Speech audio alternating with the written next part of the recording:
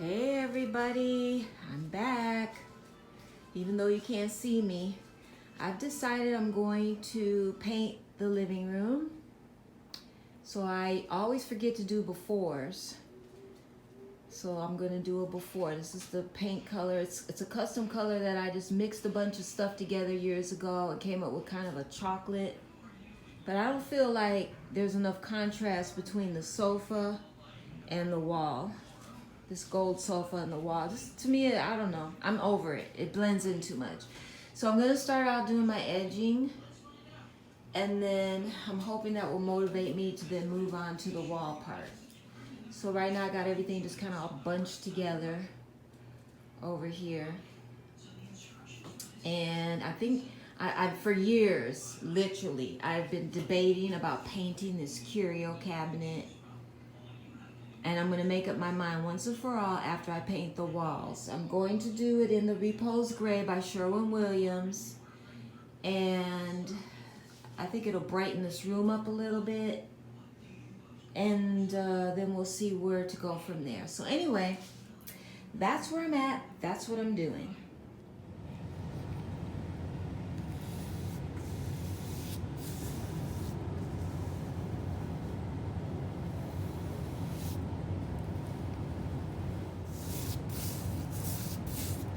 I decided to paint the white trim the same color as the wall because I'm hoping it'll give the impression that my ceiling is a little bit higher than it is because this is a low ceiling. This is where I'm at so far. It's taken me a long time to get this far. That's just one coat. As you can see, I'm gonna have to do two.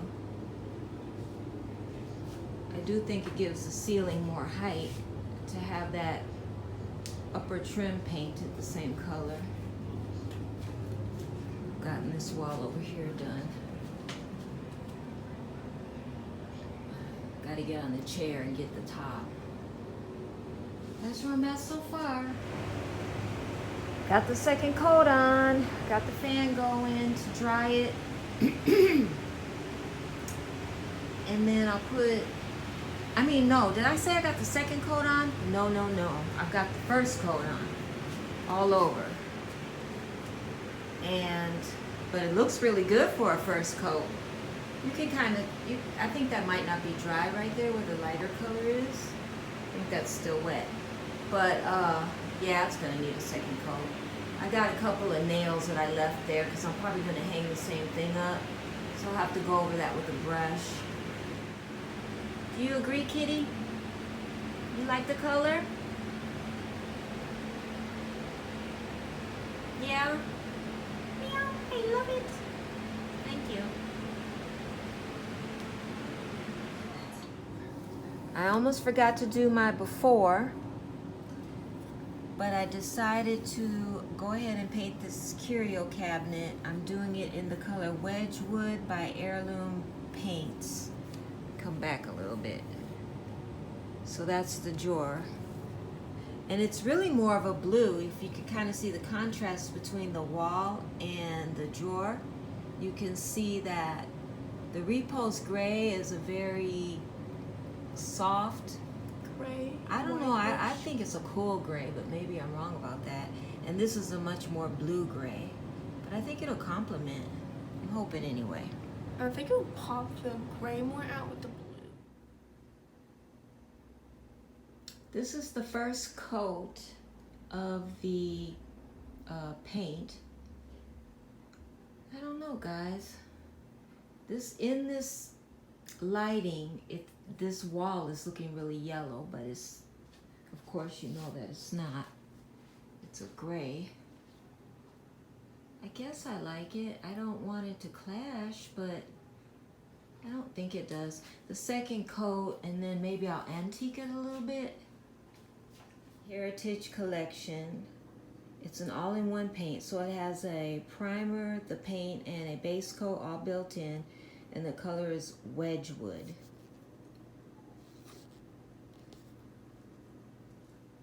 And this is one coat. Some coats took a little better than, I mean, some parts took a little better than others. But you know, when you're painting over a dark wood with a strong grain in it, they said that it will need 2 coats. And I woke up to this color this morning. When the paint dried, it lightened up quite a bit, and I really like it. This is the first coat. I'm going to put a second coat on it today.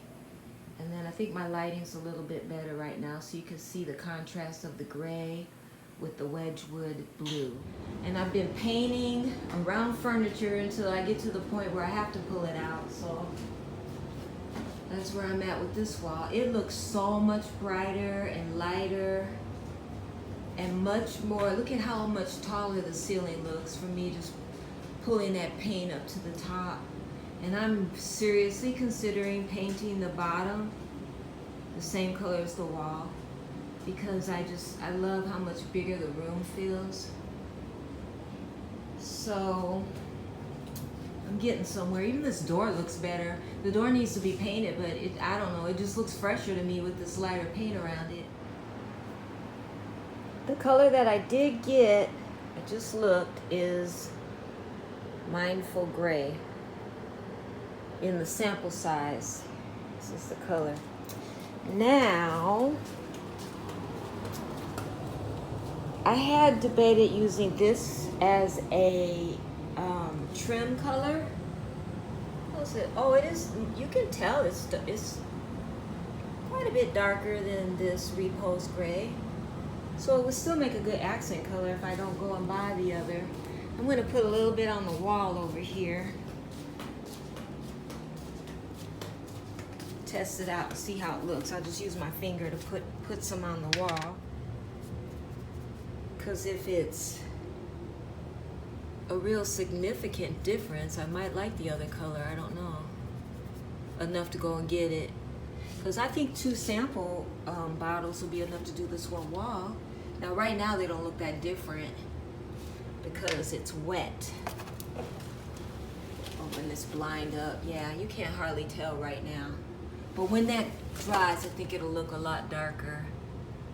So we'll give it a little bit of time to dry and come back and check it. I just checked the color chart, and Acer is about 3 shades darker than this. Is Repose Gray. Acer is 3 shades darker than this, and this Mindful Gray is only 1 shade darker than this.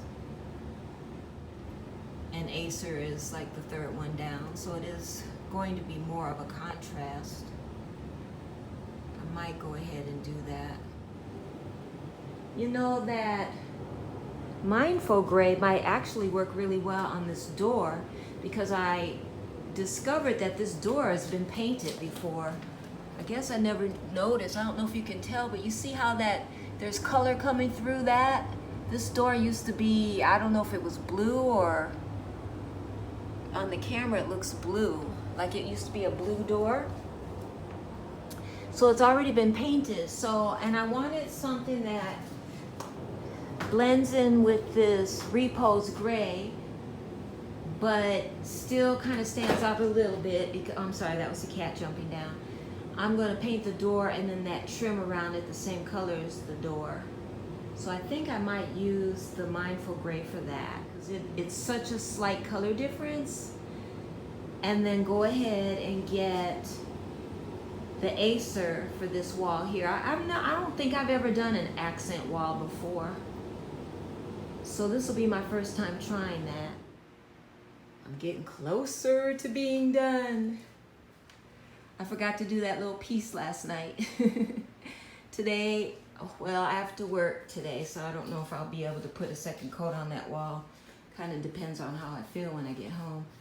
But here's that color contrast the next day after it's dried all night. So you could kind of see it a little bit better. 1 month later. No, really, literally 1 month later. Finally done. Finally. it took a month. I put this table here for Kitty so that I'm hoping to encourage her to have an area to lay without getting on my furniture. So this footstool and that table in front of the window is supposed to be her perch. My live plants, and this is the new setup for this wall here. I'll back up so you can see it better. That's my printer under the table. And I really like it. And then this wall here, I haven't hung this up yet. I've been distressing it a little bit more. But, come over here so you can see it better. That's how I'm gonna have that wall. I'm gonna get those battery operated tea lights to put into the little holders that are on this. Right here, these little holders. And I'm gonna put some tea lights in there. I potted my plant that I've had for 2 years. I finally potted it. And I just took this Dollar Tree leaf and stuck it in there to use as kind of like a stick to stand it up until I can get one. And I found light bulbs for my salt lamps. And then I'm still working on this. I have to fix this drawer because the track on it is broke, and then put the knobs back on. I just haven't gotten around to it yet. And then maybe paint the inside. I'm going back and forth on that. And then here's the little setup I have for this table. I thought was kind of cute. And that dresser that used to be in the kitchen. This is the new home. I ordered some paint from HTP, I think it's called. And they are gonna, it should be on the way soon, and it's gonna be a dark gray. I'm gonna paint this a dark gray. And I pulled some things from other rooms, like this vase was in the craft room, and those pictures were in my bedroom. But I took those down and brought them in here. And I moved a few of the little like plants and knick-knacky things. And that used to be in the kitchen. I moved that in here. I got a new setup for the litter box. I elevated it on a laundry hamper to keep the dogs out of it. And so far it's been working. The dogs can't get in it. To make it a little bit stronger, I had put some, what do they call that? Not particle board, but whatever that is you get from Dollar Tree, and you can use it to write on. But I put a long skinny picture I had under there too, just to make it like almost like putting a piece of wood under there, because the laundry hamper top is a little flimsy. And this is my temporary, what do you want to call it, like a shield, not a shield, but you know, like a room divider, just something to camouflage it, except it's not tall enough. And I was gonna buy, I found a little short one that's like 35 inches tall, but it's $60. And I'm thinking, do I just want to buy 6 more mirrors from Dollar Tree and make this a little taller to cover the actual litter box? So I've been debating over that. This table setup is similar to what it was before. I've just changed out the things that were on the table. I potted that plant. The other one came from this plant. So I potted it. And then what I did was to add a little interest is I put my Dollar Tree succulents, you know, fake succulents. I just put them into the dirt to kind of, you know, make the dirt look not so much like dirt. And the sofa, I discovered the cat does not like laying on these faux fur blankets. So I laid that across the seating area of the sofa. And now she's on the, as you can see, she gets hair here. But this I can switch out and wash it every couple of days.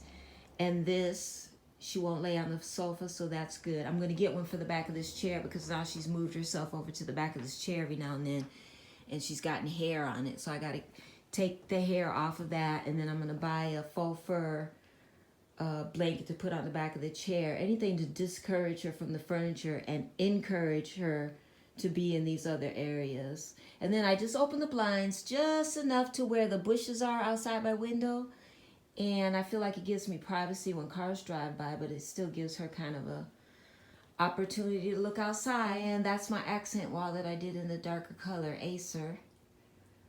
And then the other walls are Repose Gray. So thank you for watching, and thank you for being patient with me on taking forever and 20 days, because that's basically what I did. But I'm so glad that I finally got it done. When I paint this dresser, I'm debating if I want to put this. I bought this poster with the intention of attaching it to the front, like from here up, and then painting it, you know, decoupaging it, I guess you would call it, onto the dresser. Because I saw a picture of somebody do that. Oh my gosh, it was so gorgeous. I don't know if my skill level can do it though, but I'm tempted to give it a try because that was so pretty. So any advice or tips on me decoupaging a poster onto a piece of furniture, if you've got any, feel free to share. But and there's my mommy's picture. I moved her over there by herself. She used to be there with my grandma. This picture always hung in our home when I was growing up. This is my mother's mother. And so I'm carrying on the tradition by having it hang in my home. So anyways, thanks guys. I appreciate you, and I will talk with you again soon. And Kitty says bye too. Bye-bye. I found a couple pictures of old paint colors. This I did when I first moved in around 2008. And this is the color that I had most recently. And now I've changed it again to the Repose Gray.